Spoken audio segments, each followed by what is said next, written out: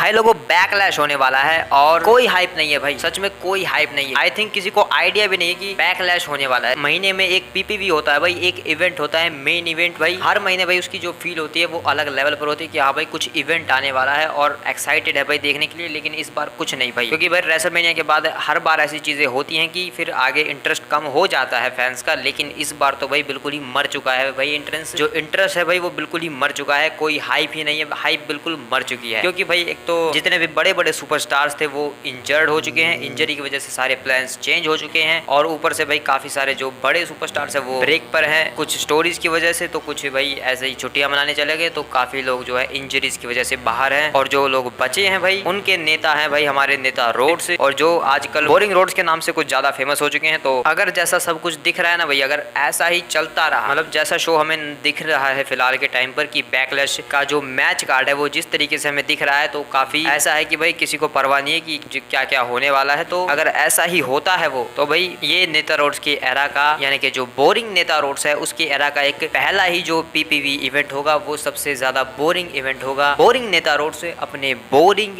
Era का पहला PPV event boring ही देंगे। तो मजाक की बातें साइड करते हैं, लेकिन भाई जो सबसे बड़ी बात निकल कर आई है वो ये कि जॉन सीना शो के ऊपर हो सकते हैं। और मैंने कहा हो सकते हैं तो ज्यादा होप मत लगाना कि हो ही सकते हैं, क्योंकि भाई ऐसा रिपोर्ट्स निकल कर आई हैं एक फोटो वगैरह के जरिए कि जॉन सीना है वो बैकलैश में ही है, यानी कि जॉन सीना जो है वो फ्रांस में है और वहां पर वो घूम फिर रहे हैं। तो भाई अगर वो फ्रांस में है तो वो बैकलैश को ज्वाइन कर सकते हैं आसानी से। और अगर भाई जॉन सीना आ जाते हैं तो शायद वो इस बोरिंग इवेंट को एक बढ़िया सा इवेंट, ठीक ठाक इवेंट बना सकते हैं। फिर शायद मैं थोड़ा सा भाई ऐसा कह सकता हूँ कि हाँ कुछ होने वाला है, नहीं तो भाई जैसा दिख रहा है तो कुछ नहीं होने वाला। तो वेल भाई सब कुछ बकवास बात बंद करते हैं, ये सब बेकार की बातें बंद करते हैं, अपनी मेन चीज पर आते हैं। बैकलैश होने वाला है इंडिया में, इसकी जो टाइमिंग है भाई वो मैं तुम्हें बता देता हूँ। शनिवार को, जो ये शनिवार आने वाला है जिस दिन स्मैकडाउन होती है, उसी दिन रात को 10 बजे ये इंडिया में हमें देखने को मिलेगा। रात के 10 बजे भाई, ध्यान से सुन लो, सुबह नहीं होने वाला ये शनिवार को ही रात को 10 बजे होने वाला है, क्योंकि टाइमिंग में भाई गड़बड़ी आ चुकी है, क्योंकि वो फ्रांस से हो रहा है। तो अब भाई प्रेडिक्शन के ऊपर चल पड़ते हैं भाई। तो दिस इज प्रेडिक्शन टाइम। तो भाई जिस बंदे के ऊपर इवेंट हो रहा है, जिसका एरा है, उसी के मैच से शुरुआत कर लेते हैं, जो कि शायद ओपनिंग मैच तो नहीं होने वाला, क्योंकि WWE उसे जो है जानबूझकर मेन इवेंट में डालने वाली है ताकि वो नेता रोड्स को जो है बड़ा दिखा सके। बाकी अगर मैं होता तो मैं इस मैच को बिल्कुल भी जो है मेन इवेंट में नहीं डालता। मेरे पास एक बढ़िया सा मैच है, the blood line versus Randy Orton and Kevin Owens का मैच, तो मैं उसको भाई मेन इवेंट में जरूर डाल देता। लेकिन इसको तो नहीं भाई, इससे अच्छा तो भाई डेमियन प्रीस्ट और जे उसो का मैच मुझे ज़्यादा इंटरेस्टेड लग रहा है। और इस मैच में भाई क्यों इंटरेस्ट नहीं है मैं तुम्हें बताता हूँ। कोडी रोड्स ऑब्वियसली भाई अपना पहला डिफेंस करने जा रहे हैं, तो वो ज़रूर हारने नहीं वाले, तो इसकी प्रेडिक्शन काफ़ी आसान है।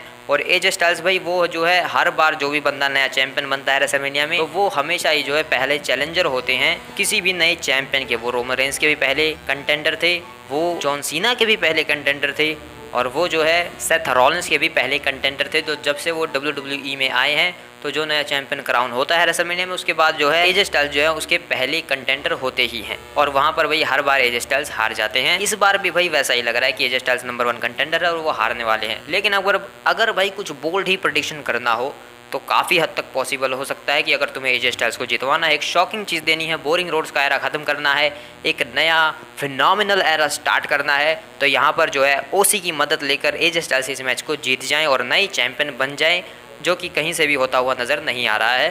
तो इस बात को साइड में डाल देते हैं। और इस मैच का एंड भाई मेरे पास 2 ही तरीके हैं इस मैच को एंड करने की। पहला तरीका है भाई LA नाइट इस मैच में जो है इंटरप्ट करेंगे आकर, और वो एजे स्टाइल्स को कॉस्ट करवा देंगे, एजे स्टाइल्स को यहाँ पर हरवा देंगे। लेकिन भाई क्योंकि एजे स्टाइल्स और कोडी रोड्स ने आपस में काफ़ी अच्छी खासी बातचीत की थी, वो एक अच्छा मैच दे रहे थे, और LA नाइट ने आकर क्योंकि इंटरप्ट कर दिया और मैच का सत्यानाश करवा दिया, तो कोडी रोड्स जो है वो टर्न कर जाएंगे LA नाइट पर ही। भाई कोडी रोड्स LA नाइट पर अटैक करेंगे क्योंकि उन्होंने मैच का सत्यानाश करवा दिया। तो इससे होगा क्या भाई, कोडी रोड्स जो है सही भी हैं कि वो अच्छा मैच देना चाहते थे, इसलिए उन्होंने LA नाइट को जो है समझाया है उसको मार कर कि तुझे ऐसा नहीं करना चाहिए था, तूने हमारा मैच बिगाड़ दिया। और दूसरी चीज़ भाई, यहाँ से कोडी रोड्स जो बोरिंग रोड्स चल रहे हैं, तो वो शायद एक एंटी हीरो जो है वो यहीं से बनते हुए नज़र आ सकते हैं, एक हील टर्न जैसा वो यहीं से बुल्ड कर सकते हैं अगर LA नाइट यहाँ पर आकर एजे स्टाइल्स को हरवा देते हैं। वरना तो भाई ये सिंपल सा मैच नज़र आ रहा है कि एजे स्टाइल्स और कोडी रोड्स आपस में लड़ेंगे, एक दूसरे के ऊपर अपने अपने फिनिशर्स की बौछार करेंगे, और एंड में कोडी रोड्स इस मैच को जीत जाएंगे। और कोडी रोड्स अगर इस मैच को जीत जाएंगे तो भाई ये जो स्टोरी है AJ Styles versus Cody Rhodes की, ये आगे तक भी चल सकती है। लेकिन एक चीज़ हो सकती है कि भाई यहाँ पर रेफरी की गलती बताकर इस मैच को, इस स्टोरी को जो है आगे तक चलाया जा सकता है। जब कोडी रोड्स स्पिन करें तो एजे स्टाइल्स किक आउट कर दें, लेकिन वो रेफरी की नज़र में ना आए। एजे स्टाइल्स ने यहाँ पर रोप ब्रेक किया हो या फिर एंड मोमेंट पर जो है किक आउट किया हो, लेकिन रेफरी की गलती की वजह से, रेफरी ने क्योंकि वो देखा नहीं, तो कोडी रोड्स यहाँ पर जीत जाते हैं, जिस वजह से AJ Styles versus Cody Rhodes की स्टोरी आगे भी चल जाएगी। लेकिन अगर एलए नाइट अगर अटैक करेंगे तो ये जो स्टोरी है वो ट्रिपल थ्रेट मैचेस में पलट जाएगी और अगले इवेंट में हमें जो अगला पीपीवी इवेंट होगा उसमें हमें LA night versus AJ Styles versus Cody Rhodes के बीच एक ट्रिपल थ्रेट मैच देखने को मिलेगा। क्योंकि भाई नेता रोड्स खुद तो कुछ कर नहीं सकते, बोरिंग चल रहे हैं, तो दूसरों की स्टोरी में घुसकर शायद कुछ कर ले। खैर यहाँ पर सिंपली कोडी रोड्स जो है वो जीतने वाले हैं, चाहे कुछ भी करो। लेकिन अगर एजे स्टाइल्स यहाँ पर जीत जाते हैं, जो कि मैं पर्सनली चाहूँगा कि एजे स्टाइल्स यहाँ पर जीत जाएं और कोडी रोड्स का एरा खत्म कर दे 1 महीने के अंदर ही, और एक फिनोमिनल एरा स्टार्ट होता हुआ हमें यहाँ पर नजर आए। काफी मजा किया बात है ना। ओके, कोडी रोड्स यहाँ पर भाई मैं कोडी रोड्स को प्रिडिक्ट करता हूँ, यहाँ पर कोडी रोड्स जो है जीतने वाले हैं, क्योंकि मैं अपनी प्रिडिक्शन तो नहीं बिगाड़ना चाहूंगा, लेकिन मैं चाहूंगा कि एजे स्टाइल्स जीत जाए। इसके बाद भाई चलते हैं एक और बढ़िया से प्रिडिक्टेबल, पूरे प्रिडिक्टेबल मैच के ऊपर, जो कि है भाई बेली वर्सेस ट्रिफनी वर्सेस नायोमी। और भाई इसमें तुम्हें क्या लगता है, बेली भी हार जाएंगी? नहीं भाई, बेली जो है वो कोडी रोड्स से ज़्यादा बेटर चैंपियन है, तो वो तो भाई मैं चाहूंगा अगली रेसलमेनिया तक चैंपियन रह जाए, लेकिन शायद वो ज़्यादा हो सकता है तो समर स्लैम तक। तो यहाँ पर मेरी सिंपली प्रेडिक्शन भाई बेली के लिए है, और वो इस मैच को कैसे जीतेंगे भाई, ट्रिफनी जो है वो नायोमी के प्रीटियस मूव शॉट एवर लगा देंगी नायोमी के ऊपर, और जैसे ही वो पीछे आएंगी बेली उन्हें अपना फिनिशर लगाकर पिन करके ट्रिफनी स्टैटन को यहाँ पर 1 2 3 और स्टिल हमारी चैंपियन रहेंगी बेली। और यहाँ पर मेरी प्रेडिक्शन जो है बेली के लिए है। लेकिन ट्रिफनी भाई मैंने तुम्हें बताया, मैंने एक पिछले एक वीडियो बनाई थी, तुम जाकर देख सकते हो कि ट्रिफनी कब चैंपियन बन सकते हैं, वो आगे जाकर जो है चैंपियन बन सकती हैं। इसके बाद भाई हमारा women's tag team championship match, जिसमें आस्का और कायरी सिंध लड़ेंगी हमारी ब्लैक टीम यानी कि बियांका ब्लेयर और जेडी कारगिल के अगेंस्ट भाई। और इस मैच की प्रेडिक्शन भी भाई काफ़ी आसान है। डैमेज कंट्रोल जो यानी कि ये जो चैंपियनशिप है भाई women's tag team championship, Asuka और कायरी सिंध काफ़ी लंबे टाइम से होल्ड किए हुए हैं, लगता तो ऐसा ही है, क्योंकि भाई रेसलमेनिया में इन्हें डिफेंड तो किया नहीं, जो कि सबसे बड़ी गलती थी भाई। मैं कहना चाहता हूँ ये चीज़ ये बैकलैश में करवा रहे हैं, अगर रेसलमेनिया में करवा देते तो क्या जाता। यहाँ पर भाई जो ब्लैक टीम है यानी कि बियांका ब्लेयर और जेड कारगिल, वो नए टैग टीम चैंपियंस देखने को मिलने वाले हैं, नए वुमेन्स टैग टीम चैंपियन के तौर पर क्राउन होने वाले हैं। और शायद उसके बाद ये जो वुमेन्स टैग टीम चैंपियनशिप है शायद उनके ऊपर किसी का ध्यान जाए, क्योंकि बियांका ब्लेयर को हर जगह पर भाई हर पोस्टर में टांग देती है भाई WWE, तो अगर वो एक चैंपियनशिप के साथ है वो कहीं पर दिखेंगे हर जगह पर, तो फिर लोगों को दिखेगा कि हाँ एक बेल्ट भी है भाई WWE में ऐसी वुमेन्स टैग टीम नाम से। तो यहाँ पर मेरी प्रेडिक्शन भाई हमारी ब्लैक टीम यानी कि बियांका ब्लेयर और जेडी कारगिल के लिए है। इसके बाद आता है भाई मेरा मेन इवेंट भाई, हाँ मेरा main event Damian Priest versus Jey Uso. इस मैच के लिए भाई मैं काफी एक्साइटेड हूँ, ये मैच भाई काफी बढ़िया देखने को मिल सकता है, क्योंकि इसमें भाई काफी कुछ हो सकता है। लोगों का कहना है कि भाई यहाँ पर डेमियन प्रीस्ट की जजमेंट डे बिखर सकती है, जो कि भाई ऑब्वियसली हो सकता है। मैं तुम्हें एक प्रॉपर स्टोरी के तरीके से बताता हूँ कि क्या हो सकता है, एक शॉकिंग एंडिंग भी यहीं से तुम्हें मिल जाएगी। मैच चल रहा होगा, जेडी मैकडोना जो है आकर बीच में इंटरप्ट करेंगे, फिन बेलर और डोमिनिक नहीं आएंगे, क्योंकि डेमियन प्रीस्ट ने मना कर दिया है कि तुम में से कोई वहां पर नहीं आएगा। लेकिन जेडी भाई वो किसी की नहीं सुनता है, क्योंकि उसे भाई डेमियन प्रीस्ट के फट्टे में टांग अड़ानी ही है, तो वो मैच में आएगा। और उसके इंटरप्शन की वजह से भाई यहाँ पर जे ऊसो जो है सुपर किक स्पीयर और उसके बाद ऊसो स्प्लैश लगा देंगे, पिन होगा 1 2, जे ऊसो जीतने वाले हैं। लेकिन तभी भाई या तो डेमियन प्रीस्ट किक आउट कर देंगे और उठकर जो है यहाँ पर 2 साउथ ऑफ हेवन और एक रेजर्स एच लगाकर इस मैच को जीत जाएंगे और स्टिल हमारे चैंपियन रहेंगे। या फिर अगर कुछ ज़्यादा करना है भाई, स्टोरी को काफ़ी ज़्यादा इंटरेस्टिंग बनाना है, तो यहाँ पर भाई कोई ब्लड लाइन का मेंबर आकर जे ऊसो के पैर खींच लेगा। जब वो जो है अपना फिनिशर लगाकर पिन करेगा डेमियन प्रीस्ट के ऊपर, तो यहाँ पर कोई ना कोई ब्लड लाइन मेंबर आकर जो है जे ऊसो के ऊपर अटैक करेगा और जे ऊसो को कॉस्ट करवा देगा उसका मैच, और डेमियन प्रीस्ट यहाँ पर स्टिल चैंपियन रहेंगे। तो अगर कोई ब्लड लाइन का मेंबर आकर भाई जे ऊसो को इंटरप्ट करता है इस मैच में और उसकी वजह से जे ऊसो हारते हैं, तो जे ऊसो के पास एक और वजह मिलेगी जे ऊसो को कि वो ब्लड लाइन की वॉर में जाकर घुसे, क्योंकि अभी तक वो जो है मना कर रहा है जाने के लिए कि मैं नहीं जाना चाहता हूँ ब्लड लाइन की वॉर में, मैं उनसे दूर ही रहना चाहता हूँ। ऐसा उन्होंने टेलीविज़न पर इंटरव्यू में कहा था कि वहाँ पर जो हो रहा है मुझे उससे फ़र्क नहीं पड़ता। मैंने जे ऊसो को कहा था कि वो आए मेरे साथ चले, ब्लड लाइन से बाहर निकले, लेकिन वो नहीं आया। तो अब अगर वो पिट रहा है तो मुझे फ़र्क नहीं पड़ता, लेकिन हम जानते हैं भाई जे ऊसो को फ़र्क पड़ता है। तो क्योंकि यहाँ पर ब्लड लाइन की वजह से जे ऊसो चैंपियन नहीं बन पाएंगे, तो वो जो है ब्लड लाइन की वॉर में उन्हें एंटर होना ही पड़ेगा मजबूरी में, क्योंकि जब तक वो ब्लड लाइन का खात्मा नहीं कर सकते, ये जो बुरी ब्लड लाइन चल रही है सोलो सिकुआ वगैरह की, उसका जब तक ये अंत नहीं करेंगे तब तक जो है जे ऊसो आगे नहीं बढ़ पाएंगे, क्योंकि ब्लड लाइन जो है ऐसे ही जे ऊसो को आगे बढ़ने नहीं देगी। और दूसरी तरफ भाई क्योंकि जेडी की वजह से भाई मैच हारने वाले थे डेमियन प्रीस्ट, तो जजमेंट डे में भी दरार यहाँ से बहुत ज़्यादा बढ़ जाएगी और जेडी को भाई अगली मंडे नाइट रॉ के ऊपर मार मार के जजमेंट डे से बाहर निकाल दिया जाएगा। फिर जाकर उसके डिफेंस में फिन बैलर जो है वो डेमियन प्रीस्ट के अगेंस्ट जा सकते हैं फिर आगे जाकर, और इस तरीके से भाई 2 स्टोरी यहीं से स्टार्ट हो जाएंगी।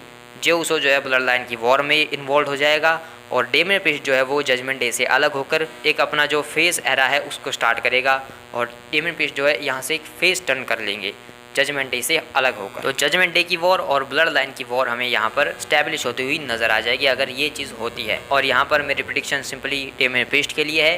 डेमियन प्रीस्ट जो है इस मैच में जीतने वाले। इसके बाद आता है भाई शो का सबसे मेन मैच भाई, सबसे मेन मैच भाई, मतलब भाई ये वो मैच है जो ऑफिशियल हुआ जिस वजह से मैंने जो है भाई बैकलैश को थोड़ा इंपॉर्टेंस देना ज़रूरी समझा कि हाँ भाई बैकलैश में कुछ होने वाला है, जिसकी वजह से मेरा जो इंटरेस्ट है वो बैकलैश में थोड़ा सा जग गया भाई कि हाँ भाई कुछ तो है देखने लायक। और वो है भाई रैंडी ऑर्टन की आरकेओस भाई। तो रैंडी ऑर्टन केविन ओवेंस लड़ने वाले हैं अगेंस्ट तामा तोंगा और सोलो सिकोवा के एक टैग टीम मैच। वैसे तो मैं चाहूंगा कि ये जो मैच है वो या तो ओपनिंग करे या फिर मेन इवेंट हो, लेकिन ट्रिपल एच भाई इसे बीच में ही डालने वाले हैं क्योंकि भाई इसमें जो चीज़ होने वाली है भाई वो सबसे बड़ी चीज़ है और वो भाई मेन इवेंट के लायक तो है बिल्कुल ही, क्योंकि भाई रैंडी ऑर्टन मैच में है तो और क्या चाहिए भाई, आरकेओ देखने को मिलेगी तुम्हें।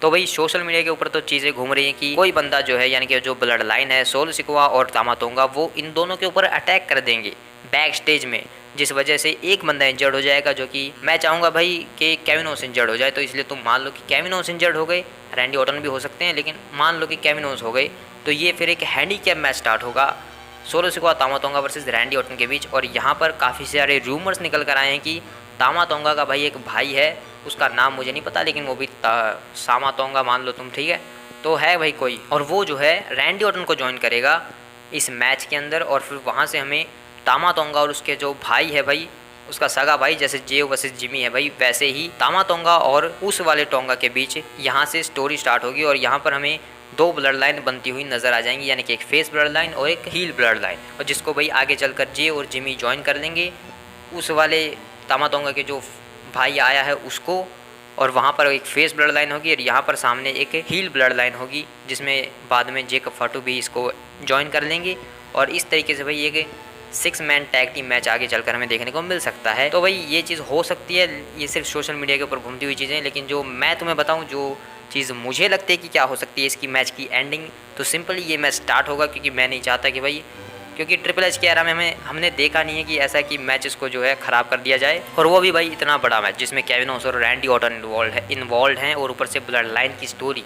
तो मुझे नहीं लगता कि ये मैच जो है स्टार्ट होने से पहले ही इस तरीके से बिखर जाएगा। तो ये मैच भाई स्टार्ट हो जाएगा, मैच चल रहा होगा और जब केविन ओवेंस और रैंडी ऑर्टन अपने अपने फिनिशर्स यानी कि आरकेओ और स्टनर लगाकर मैच को जीतने वाले होंगे, तो यहाँ पर एक नया ब्लड लाइन मेंबर यानी कि जेकब फाटू जो है वो ब्लड लाइन को ज्वाइन करते हुए नजर आएंगे और यहाँ पर केविन ओवेंस और रैंडी ऑर्टन को डिस्ट्रॉय करके ब्लड लाइन यहाँ पर जीत जाएगी और ब्लड लाइन में एक नया मेंबर जेकब फाटू जो है वो एंटर हो जाएगा और यहाँ पर हमें सोलो सिकोवा, तामा तोंगा और जेकब फाटू की एक बड़ी ब्लड लाइन देखने को मिलेगी। ये दोनों रिंग के अंदर स्टैंड ऑल कर रहे होंगे। तो ये चीज़ तो भाई अगर मेन इवेंट में होगी तो मुझे काफ़ी मज़ा आएगा, लेकिन ये बीच में ही होगी भाई जहाँ तक मुझे पता है। तो यहाँ से भाई एक नया ब्लड लाइन मेंबर इसमें ऐड हो जाएगा। रैंडी ऑर्टन और केविन ओवेंस इस मैच को जीत सकते हैं क्योंकि भाई जीतने चाहिए क्योंकि फेस टीम है, लेकिन भाई सोलो सिकोवा और तामा तोंगा भाई नई ब्लड लाइन बनी है, नई ब्लड लाइन है भाई सोलो सिकोवा की ब्लड लाइन, और जिस तरीके से चल रहे हैं अपना डोमिनेशन दिखा रहे हैं, तो सोलो सिकोवा इस टाइम पर हारेंगे तो वो ज़्यादा सेंस नहीं बनाएगा चीज़ों को, ब्लड लाइन की स्टोरी इस तरीके से ख़राब हो सकती है।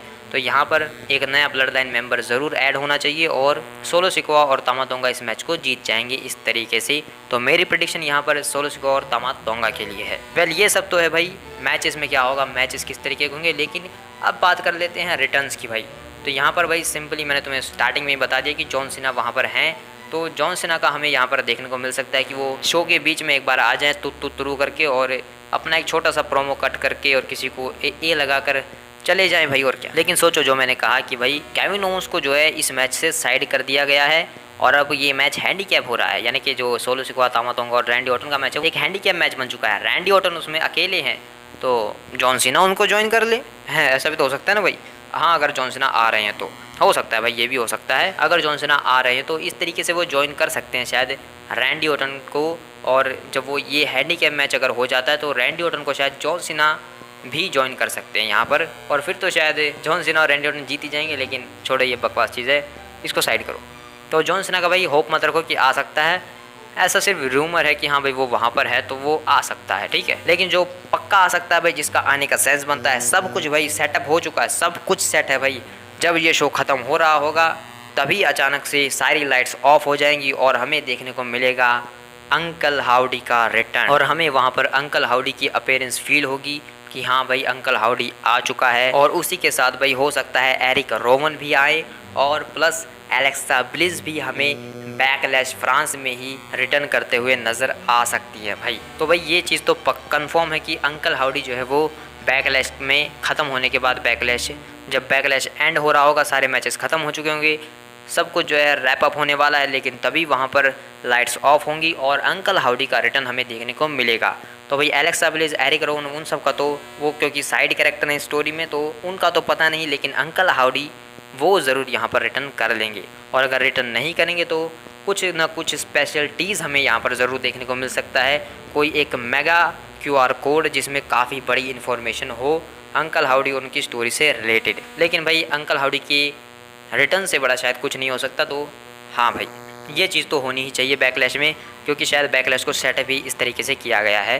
क्योंकि पिछले टाइम में जितने शायद ज़्यादा हमें टीजर्स देखने को मिले हैं, तो वो इसी चीज़ को हिंट करते हैं कि बैकलैश में ही अंकल हाउडी का रिटर्न होने वाला है। और उसी के साथ एलेक्सा ब्लिस भी आ जाए तो भाई मुझे तो मज़ा आ जाएगा, क्योंकि भाई मुझे एलेक्सा ब्लिस चाहिए अब वापस। WWE में हो चुका है भाई अब, क्योंकि जितने भी अब वुमेंस डिवीजन में जो भी कुछ चल रहा है भाई, रिया रिफ्ली भी नहीं है भाई अब लीड करने के लिए चीज़ों को, और बेकी लिंच चैंपियन बन चुकी है। और बेकी लिंच में भाई लोगों का इंटरेस्ट ही नहीं है, लोग उन्हें ट्रोल ही कर रहे हैं कि ये चैंपियन क्यों बन गई, जो कि गलत बात है भाई। मुझे तो अच्छा लग रहा है कि बेकी लिंच चैंपियन बन गई, लेकिन एलेक्सा ब्लिस भी रिटर्न कर जाए तो फिर जो स्टोरी लाइन्स देखने को मिलेंगी वो भी भाई एलेक्सा ब्लिस अपनी जादुई ताकतों के साथ देखने को मिलेंगी, तो काफ़ी मज़ा आ सकता है फिर। तो भाई अंकल हाउडी का रिटर्न लॉक है भाई बैकलैश के लिए, ये चीज़ हमें ज़रूर देखने को मिलेगी। तो शनिवार को रात को 10 बजे इंडिया में देखना मत भूलना बैकलैश। तो मिलते हैं किसी और वीडियो में, तब तक के लिए बाय बाय।